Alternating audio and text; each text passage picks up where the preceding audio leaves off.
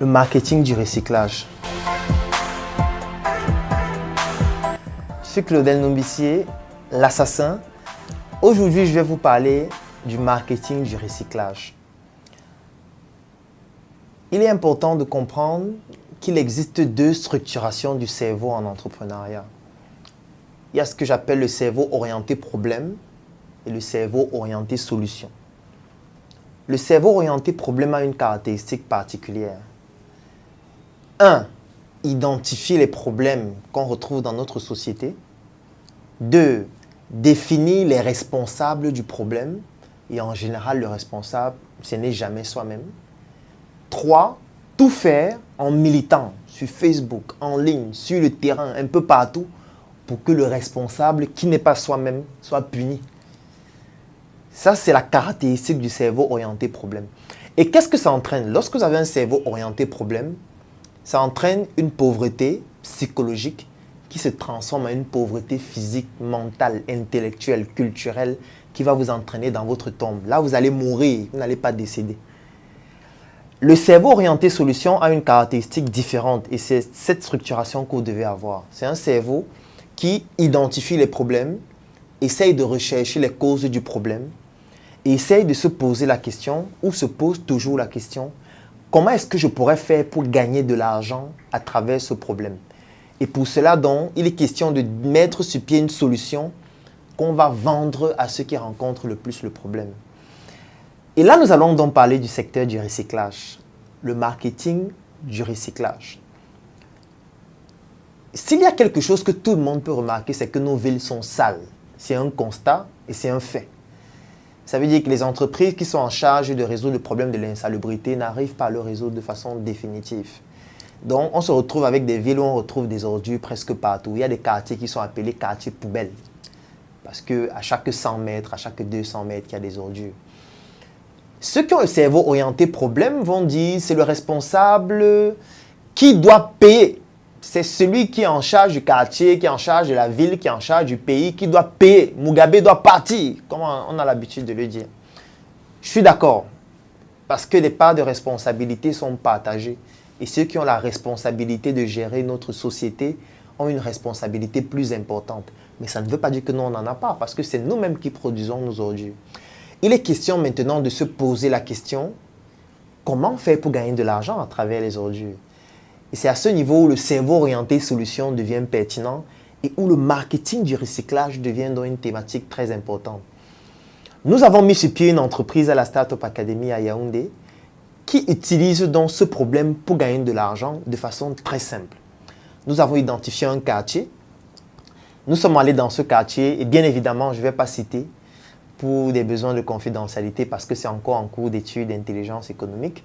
Et nous sommes arrivés dans ce quartier. Qu'est-ce que nous avons fait? Nous avons constitué une équipe de jeunes et nous avons créé un statut juridique d'association. Comme quoi, nous sommes en train de militer pour pouvoir améliorer ou plutôt combattre le problème de l'insalubrité. Mais nous ne partons pas jeter les poubelles. Je veux dire, on ne va pas prendre la poubelle qui est dans les ordures pour jeter. Ça ne nous donne pas des informations pertinentes. Qu'est-ce qu'on a décidé de faire? On a acheté des plastiques poubelles. Et on allait ménage par ménage, avec des tenues bien personnalisées, avec notre logo brodé dessus. Et on faisait donc comprendre à chacun des ménages que voilà, nous avons remarqué qu'il y a un problème d'insalubrité dans le quartier et nous sommes des jeunes. On ne veut pas attendre que le gouvernement vienne nous aider. Et pour ça, on a décidé de résoudre le problème nous-mêmes. Et pour ça, donc, on a décidé de donner 2 plastiques poubelles dans chaque ménage 2 fois par semaine.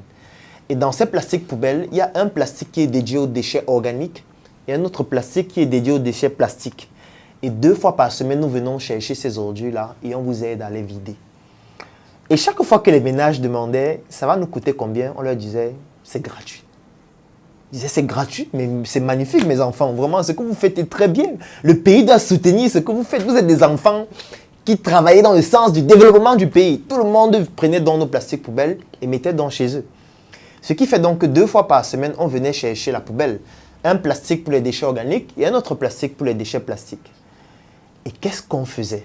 On faisait quelque chose d'extrêmement important qui entre dans l'intelligence marketing, qui est une association d'intelligence économique et de marketing.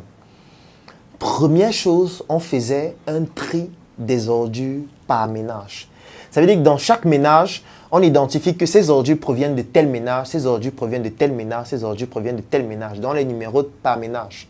Et maintenant, il y avait un service de tri où on sélectionne les éléments qu'on retrouve dans les ordures. On se rend peut-être compte que dans ce ménage, il consomme la sardine tous les jours. Dans ce ménage, il consomme les œufs tous les jours. Dans ce ménage, il consomme une bouteille de jus 2 fois par jour. Dans ce ménage, une semaine ne passe pas sans qu'il consomme du riz, par exemple. Et en général, ils achètent tel type de riz. Donc, ce tri nous permettait d'avoir des informations stratégiques ménage par ménage. Et on en faisait donc une étude qu'on publiait donc dans notre base de données, bien sûr en interne, afin qu'on puisse travailler dessus pour pouvoir apporter des solutions à cela. Dès que le tri était terminé, on envoyait maintenant les ordures dans le service du recyclage. Et dans le service du recyclage, bon, là-bas, c'est plus simple. Ça veut dire que les déchets organiques, on les transforme en biogaz, on les transforme en engrais biologiques pour que ça puisse être utilisé par des agriculteurs qui veulent produire bio.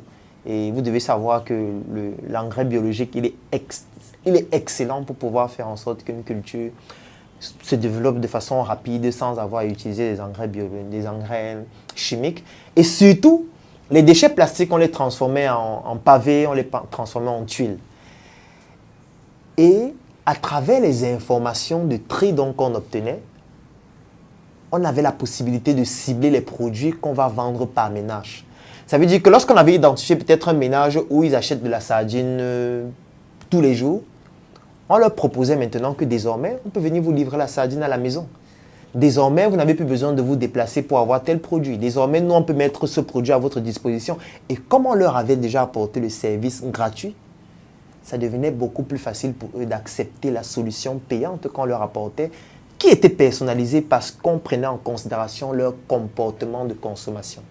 Donc, on gagnait à deux niveaux. On gagnait au niveau des études statistiques qu'on avait à travers leur études sociologiques comportementales de consommation et surtout les produits dérivés de transformation et de recyclage qu'on revendait tout simplement. Voilà comment, en utilisant une stratégie simple d'intelligence marketing, on réussit à utiliser les ordures pour gagner de l'argent. Pendant la formation Vendeur 3.0, vous allez apprendre des techniques révolutionnaires comme celle-ci pour transcender votre secteur d'activité, qu'importe le domaine dans lequel vous exercez, afin que vous puissiez devenir des vendeurs, mais les meilleurs. Je suis Claudel Nombissier, l'assassin, et je vous donne rendez-vous dans une prochaine vidéo.